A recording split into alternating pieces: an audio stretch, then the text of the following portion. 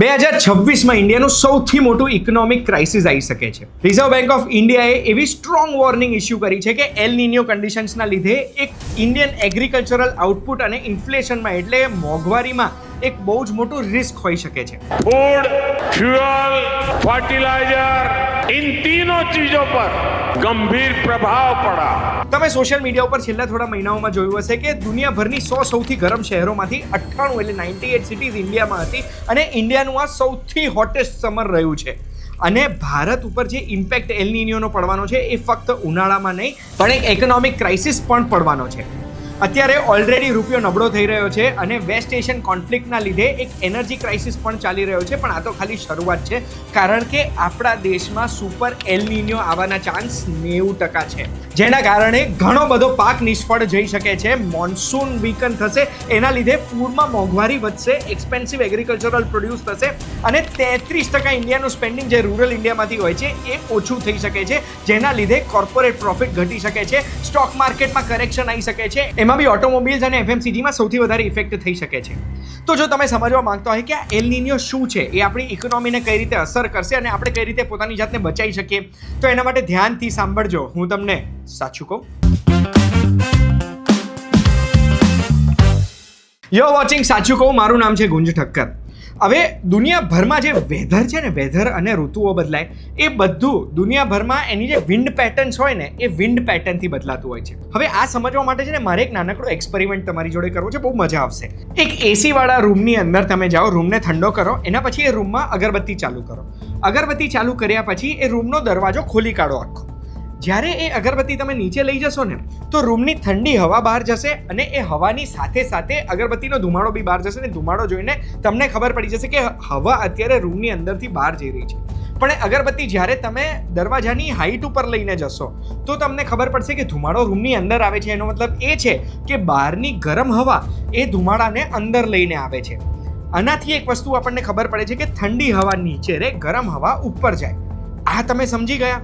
હવે આપણે સમજીશું કે કઈ રીતે દુનિયાભરમાં વેધર પેટર્ન્સ ચેન્જ થાય છે અને એલ નિન્યો અને નોર્મલ સર્કમસ્ટાન્સીસ હોય શું. હવે એના માટે બી મારે તમને ઇમેજિન કરાવડાવવું છે. માની લો એક એવો રૂમ છે, એ રૂમની અંદર આખો રૂમ ભરીને ફુગ્ગા ભર્યા છે. આ ફુગ્ગાની અંદર નોર્મલ હવા છે. નોર્મલ ફુગ્ગો નોર્મલ હવા વાળો હોય તો એ નીચે જવાનો છે, એનો મતલબ પડી જવાનો છે. ટાઈટો ટાઈટ પેક છે, એને આપણે એવું અઝ્યુમ કરીએ કે હાઈ પ્રેશર ઝોન છે. હવે અહીંયા આગળ એક મેજિશિયન આવીને થોડાક ફુગ્ગાઓની ઉપર મેજિક કરીને એની હવાને હિલિયમ બનાવી દેશે. તો શું થશે? એટલા ફુગ્ગાઓ ઉપર ઉઠવાનો પ્રયાસ કરશે, એ ઉપર જશે એટલે એ જે એરિયામાં હતા ટાઇટલી પેક્ડ રૂમમાં એ જગ્યા ખાલી થઈ જશે ને એ ખાલી જગ્યા ભરવા માટે બીજા જે નોર્મલ પ્રેશરવાળા ફુગ્ગા હતા એ દોડશે. બેસિકલી હિલિયમ વાળો ફુગ્ગો ઉપર ગયો, એની જગ્યા માટે ઠંડા નોર્મલ બલૂન દોડીને જગ્યા પૂરવા ગયા. આ જ એવો એક્ઝામ્પલ છે જેનાથી તમે સમજી ગયા હશો કે પૃથ્વી ઉપર હવા કઈ રીતે કામ કરે છે. જે નોર્મલ વર્લ્ડ હોય ને, જેને પેસિફિક વોકર કન્ડિશન કહેવાય, એમાં શું થાય કે એમાં નોર્મલ ટ્રેડ વિન્ડ્સ હોય, જે બહુ જ મોટો પંખો ચાલી રહ્યો હોય ને એવું બિહેવ કરે. પેસિફિક ઓશન પર સાઉથ અમેરિકાની બાજુથી એશિયા તરફ આવે, એટલે ઈસ્ટથી વેસ્ટ તરફ આવે. હવે જે દરિયો છે ને પેસિફિક ઓશન, એના ઉપર તડકો પડ્યો રહે, એના લીધે પાણી ગરમ થાય ને ગરમ પાણી ઉપર આવવાનું છે. તો જ્યારે આ હવા સાઉથ અમેરિકાથી એટલે ઈસ્ટથી એશિયા તરફ આવશે તો એ ગરમ પાણીને પણ પોતાની સાથે લઈને જશે અને બધું ગરમ પાણી સધર્ન એશિયા પાસે ભેગું થશે. હોટ વોટર ઉપર જશે, એનો મતલબ એ છે કે એની નજીક જે હવા હશે ને એ હવા પણ ગરમ થઈ જશે અને એ ગરમ હવા હિલિયમ બલૂનની જેમ ઉપર જશે એટલે ત્યાં એક લો પ્રેશર ઝોન બનશે. એ લો પ્રેશર ઝોનમાં ભરવા માટે પાછી આજુબાજુની હેવી હવા દોડશે અને એના લીધે વિન્ડ કામ કરે છે. એ જે હવા દોડશે એ દરિયાની નજીકથી આવશે, સ્પંજની જેમ એ પાણી ખેંચીને આવશે અને એ જ વરસાદના વાદળો બનાવે છે. અને ઇન્ડોનેશિયા અને ઇન્ડિયા જેવા દેશોમાં આ ટ્રેડ વિન્ડ્સના લીધે વરસાદ પડે છે. અહીંયા સુધી તમે સમજી ગયા. હવે આપણે એલ નિન્યોને સમજીએ. એલ નિન્યોમાં આ આખી કન્ડિશન ઊંધી થઈ જાય છે. સાયન્ટિસ્ટ હજુ ફિગર આઉટ કરી રહ્યા છે કે એલ નિન્યોમાં કેમ ઊંધું થાય છે, પણ જે ટ્રેડ વિન્ડ્સ છે જે પેસિફિક ઓશનમાં અમેરિકા તરફથી ઇન્ડિયા તરફ આવે છે એ ધીમી પડી જાય છે, કાં તો સાવ ઊંધી થઈ જાય છે. જે ઊંધી થઈ જાય એને લા નિન્યા કહેવાય, પણ એની વાત નહીં કરું, એ કન્ફ્યુઝ થઈ જશો.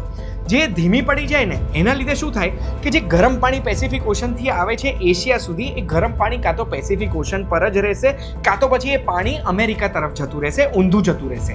એના લીધે શું થશે કે જે ગરમ પાણી એશિયા સુધી આવવાનું હતું અને એશિયાની હવાને ગરમ કરીને ઉપર મોકલવાનું હતું, જેનાથી ઠંડી વરસાદવાળી હવા એશિયા ઉપર આવે, એ બધું ગરમ પાણી જતું રહ્યું છે અમેરિકા તરફ, અને એના લીધે ત્યાંની હવા ગરમ થશે, ત્યાંના હિલિયમના બલૂન ઉપર જશે અને ત્યાં આગળ વરસાદવાળી હવા જશે. એટલે આપણા વરસાદની હવા ખેંચાઈને જતી રહેશે કાં તો પેસિફિક ઓશન ઉપર, કાં તો પછી સાઉથ અમેરિકા, પેરુ જેવા દેશો ઉપર.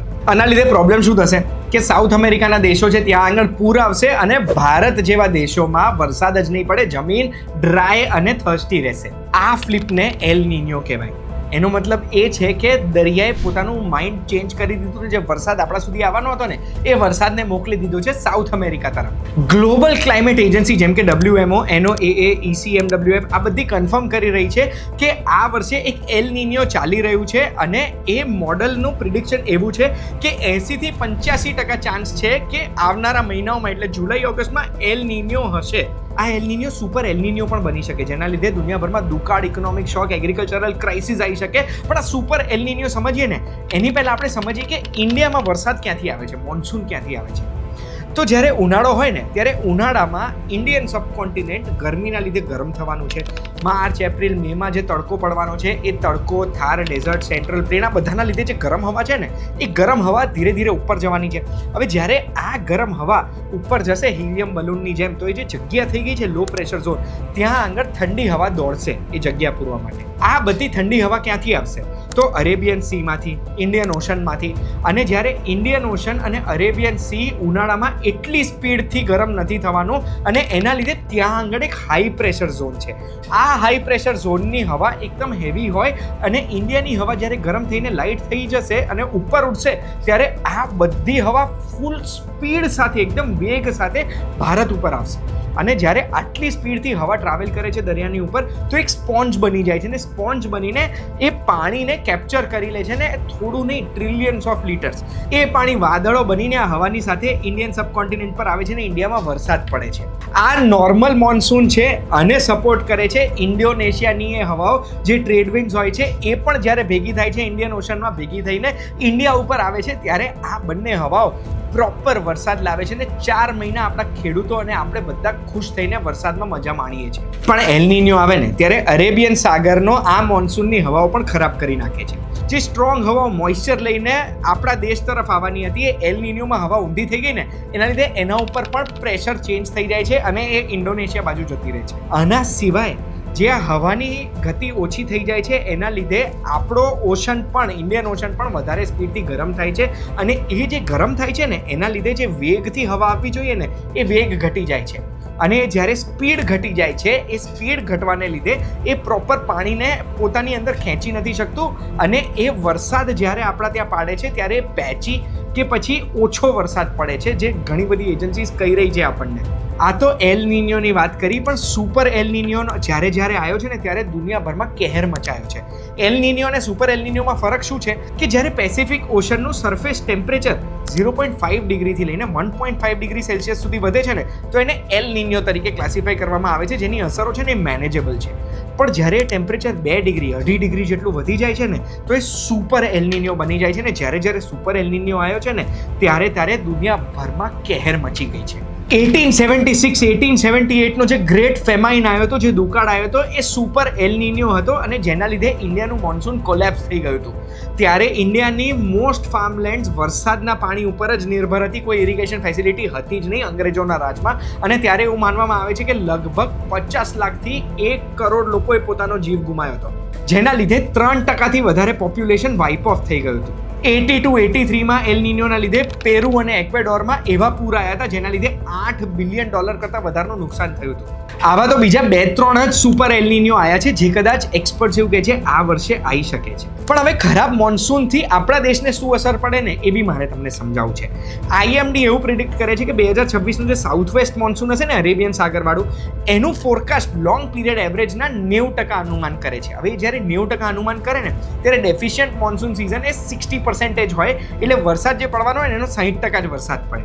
હવે જ્યારે વરસાદ ઓછો પડે ને ત્યારે પ્રોબ્લેમ શું થાય કે આપણા દેશની જેટલી બી ફ્રેશ વોટરની રિક્વાયરમેન્ટ છે ને એનું 80% પાણી આપણને વરસાદથી મળે છે. એટલે અત્યારે ગ્લોબલ એનર્જી ક્રાઇસિસ ચાલી રહ્યો છે, ત્યારે વરસાદ બીજો ઓછો પડ્યો ને તો આપણા દેશની ઉપર અસરો બહુ જ અઘરી પડી શકે છે. આપણા દેશના જીડીપીનું 17% એગ્રીકલ્ચરથી આવે છે, પણ 43% લોકોને એગ્રીકલ્ચરથી આવક મળે છે. હવે જ્યારે 44% ફાર્મલેન્ડ હજુ પણ વરસાદ ઉપર નિર્ભર કરે છે, ઇરિગેશન કેનલ્સ એમની પાસે નથી, ત્યારે મોન્સૂન જો ફેલ થયું ને તો ફૂડ પ્રોડક્શનમાં બહુ જ મોટો લોસ પડી શકે છે.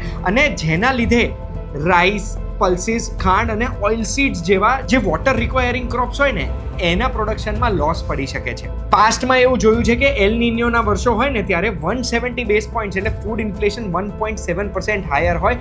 એનો મતલબ એ છે કે આપણા દેશમાં ખાણીપીણી મોંઘી થશે, જેના લીધે ટામેટા, કાંદા, દૂધ અને પલ્સીસ એના ભાવ મોંઘા થઈ શકે, જેના લીધે લોકોના ખર્ચા જો ખાણીપીણીમાં જશે તો એવા સંજોગોમાં RBI તો ઇન્ટરેસ્ટ રેટ હાઈ રાખવા પડશે. પણ જ્યારે ખર્ચા બીજે બધે નહીં કરી શકે તો રૂરલ ઇકોનોમી પણ ફેલ થઈ જશે, જેના લીધે આપણે fast moving consumer goods, two wheelers કે ટ્રેક્ટર્સ ઉપર જે ખર્ચા કરીએ છીએ એ બી ઓછા કરીશું, જેના લીધે એની કંપનીઓને લોસ પડશે ને બજારમાં એક ટાઈપનું કરેક્શન જોવા મળશે. એટલું જ નહીં, જે ગરમી પડવાની છે ને વરસાદ ઓછો પડશે ને એના લીધે હીટ વેવ હશે. હવે જ્યાં હ્યુમિડ હીટ વેવ હોય ને એમાં લોકો અગર ધ્યાન નહીં દે, પાણી પ્રોપર નહીં પડે ને પરસેવો થશે, જે પરસેવો ઇવેપોરેટ નહીં થઈ શકે હ્યુમિડિટીના લીધે, તો એના લીધે હીટ વેવના લીધે ઘણા બધા લોકો ઉપર શારીરિક તકલીફો પણ પડી શકે છે, જેમને ગરમીમાં કામ કરવું પડે છે. એટલું જ નહીં, પાવર ગ્રીડ લેવલ ઉપર પણ પ્રેશર આવશે, કારણ કે લોકોની કુલિંગની ડિમાન્ડ એટલી વધારે આવશે અને ગ્રાઉન્ડ વોટર લેવલ પણ ઓછું થઈ શકે છે. હવે જો અહીંયા સુધી તમે રહ્યા છો ને તમને બધું સમજાઈ ગયું તો તમને પણ થોડી ગભરામણ થતી હશે, અને એટલે જ સવાલ એ થયો હશે કે આપણે આનાથી બચવા માટે શું કરી શકીએ. તો આનાથી બચવા માટે છે ને આજથી જ આપણે નાના મોટી એવી વસ્તુઓ કરવી પડશે ને જેનાથી આની અસર આપણે થતી ઓછી કરી શકીએ. સૌથી પહેલું, આપણા ઘરમાં પહેલાં તો પાણીનું ઓડિટ શરૂ કરી દો. ક્યાંય પાણી લીક થાય છે તો એને ચેક કરો. જે બી તમારા નળ છે ને લો ફ્લો બનાવી દો, જેનો મતલબ એ છે કે વધારે પાણીનો બગાડ ના થાય. બીજું, તમારા સોસાયટીમાં વાત કરો ને રેન વોટર કલેક્ટ કરી શકતા હોય કે જે સાફ રેન વોટર કલેક્ટ થાય, આપણા બોરવેલમાં જાય કે પછી આપણે ગ્રાઉન્ડ વોટરને રિચાર્જ કરી શકીએ, તો એનાથી આપણા ગ્રાઉન્ડ વોટર ટેબલ્સ ઊંચા આવશે, એવું કંઈક કરો. કે પછી તમારા સોસાયટીમાં એટલીસ્ટ રેન વોટર કલેક્શનની કોઈક વ્યવસ્થા કરો જેનાથી પાણીની તકલીફ ના થાય. ત્રીજું, આપણા કિચનમાં જે પાણી બગાડ થાય છે એ બધો બગાડ જો અગર આપણે રીયુઝ કરી શકતા હોય, જે ચોખા ધોઈને આપણે પાણી યુઝ કરીએ છીએ કે પછી જે બીજા કોઈ પ્રોસેસમાં યુઝ કરેલું પાણી હોય ને એનાથી જો આપણે આપણા ઘરે થોડાક શાકભાજી ઉગાડવાનો પ્રયાસ કરી શકીએ ને તો પછી એ કરી શકીશું, જેનાથી આપણે આપણા ઘરમાં જ થોડું શાકભાજી ઉગાડીને ખાઈએ તો એટલો ખર્ચો આપણે બહાર નહીં થાય. હવે આ વિડીયોનો હેતુ કંઈ ડર કે ભય ફેલાવવાનો નથી, અને ઇન્ડિયા અત્યારે પ્રોપર સિક્યોર બેઠું છે. આપણા ઇન્ડિયન જે ફૂડ કોર્પોરેશન ઓફ ઇન્ડિયા છે ને એની સાથે અનાજનો 600 લાખ ટનનો સ્ટોક છે, જે રિક્વાયરમેન્ટ કરતાં 3 ગણો છે. એટલે એમ આપણે કોઈ ચિંતા કરવાની જરૂરત છે નહીં અત્યારે. પણ આપણે આ પેસિફિક દરિયાના કરન્ટ્સ ઉપર ને હવા ઉપર નિર્ભરતા ઘટાડવી હોય ને તો આપણા દેશમાં ઇરિગેશન ફેસિલિટી સુધારવી પડે, સ્પ્રિન્કલર નેટવર્ક વધારવા પડે, સોલાર માઇક્રો ઇરિગેશન આપવું પડે ફાર્મર્સને, જેનાથી એ લોકો ફક્ત વરસાદ ઉપર નિર્ભર ના રહે. કારણ કે 44% ફાર્મલેન્ડ્સ જો હજુ બી વરસાદ ઉપર નિર્ભર છે તો એ વધારે છે. તમે ગૂગલ મેપ્સમાં જઈને સાઉદી અરેબિયાના કોઈ પણ રણમાં ઝૂમ ઇન કરશો ને તો તમને ગોળ ગોળ ચકેડા દેખાશે, લીલા લીલા. ડેઝર્ટની અંદર એ લોકોએ સેન્ટ્રલ પોઈન્ટ પીવટ સિસ્ટમથી એવી ઇરિગેશન ફેસિલિટી ચાલુ કરી છે જેના લીધે ત્યાં પણ એ લોકો ખેતી કરી શકે છે. આ વિડીયો તમે અહીંયા સુધી જોયો છે, એલ નિન્યોની અસર જો તમે સમજ્યા છો અને આ વિડીયો જોઈને તમને ખબર પડી ગઈ છે કે આવનારા 3-4 મહિને આપણે કયા કામો કરવાના છે, તો એક લાઇક બટન દબાવતા જજો. કોઈ પણ પ્રશ્ન છે તો એ પ્રશ્ન મને કમેન્ટમાં પૂછજો, અને આવા જ વિડીયોઝ માટે સાચું કહું જોતા રહેજો, બીકોઝ નોલેજ ઇઝ પાવર. આપણે ફરી મળીશું.